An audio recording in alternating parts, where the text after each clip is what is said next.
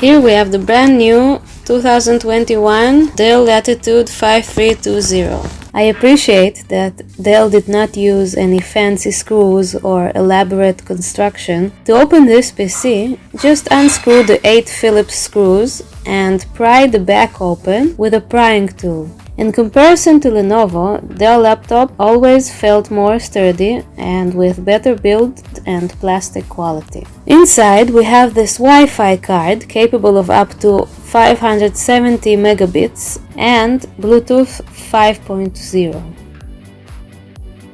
The SSD drive has some sort of a protective cover, held by 2 screws. This large 63-watt battery is being held by 4 screws and is easily replaceable. Just make sure not to lose this little wire, because new battery comes without one.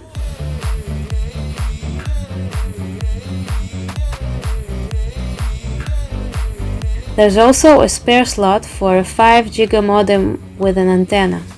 Unfortunately, the RAM is nowhere to be found. So I assume it's soldered onto the motherboard and cannot be upgraded or replaced without replacing the entire board. Overall, this is a good corporate laptop and can be easily serviced. I recommend it.